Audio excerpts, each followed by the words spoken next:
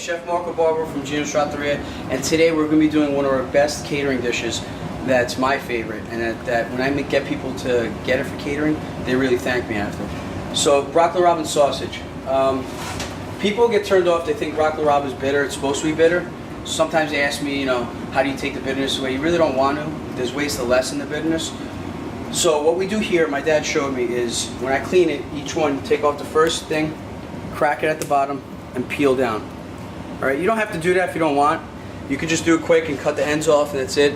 But we have pride in everything we do, so we take our time and we do it basically this way. So, because he would tell me it would come out, if I did it that way, it exposes this and it comes out more tender. So once again, each time. And you see how it peels down? And it opens it up, so when you cook it, it'll come out a little more tender. Now, one myth or trick to take out the bitterness is we stand up the broccoli rabe once it's cleaned in a pot,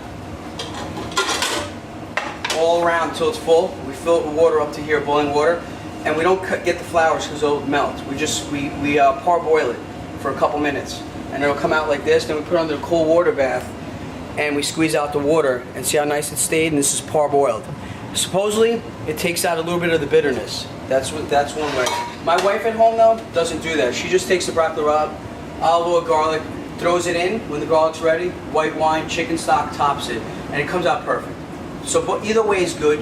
There's many ways to do it. We do this at the restaurant because then once we do the cold water bath, we portion it for a portion. So when you guys order, nobody complains that they got less broccoli rabe or more broccoli rabe when we're busy. My guys don't have to measure. Everything's ready to go, chop in the pan, and we're good to go. So let's start this dish. So you got your extra virgin olive oil, and we're going to do some sliced garlic. Put a little bit more oil. All my oils, you can add more or less. Say it's 2 tablespoons. We're going to turn it on. We're using sweet sausage, sweet Italian sausage. We're going to take it out of the casing. I'm going to show you how to break this up and how to cook it and when to add everything. So now we're going to flatten this a little bit. I'm going to put it in the oil. And the timing on this, when the sausage is basically cooked and broken up, the garlic will be ready, and we add your white wine. So the timing is important. In the meantime, I'm going to chop up my broccoli rabe over here.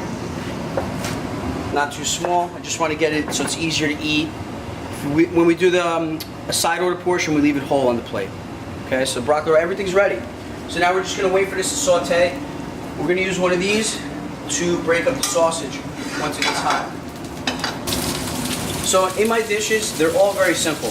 But sometimes somebody says, why does my dish come out better than theirs at home?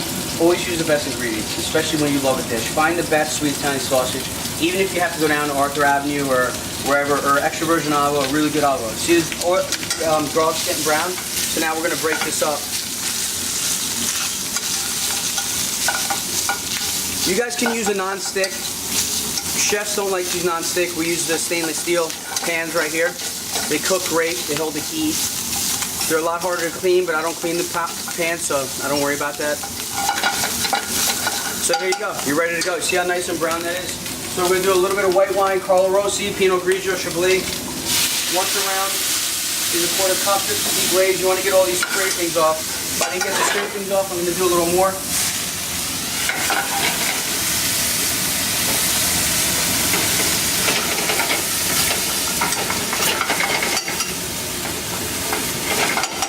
Add our broccoli rabe.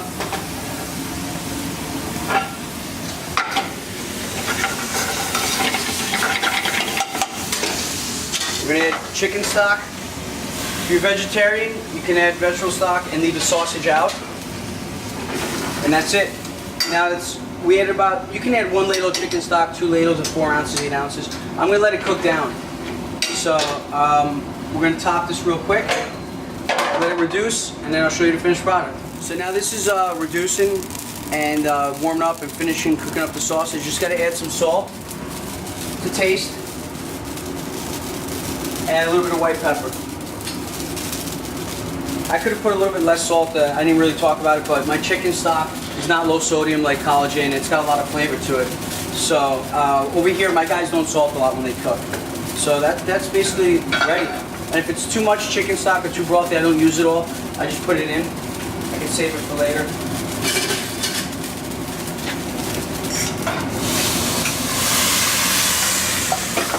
Cook some cavatelli already on the side just to save some time.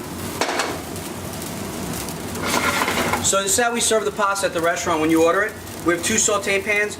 One's ready. We put some in the other saute pan. We toss your pasta first. We toss it so it gets that flavor. We just don't dump it in a bowl and top it with sauce like a lot of places do, which is not the proper way. So you want to coat your pasta and give it a lot of flavor. So now the pasta's coated.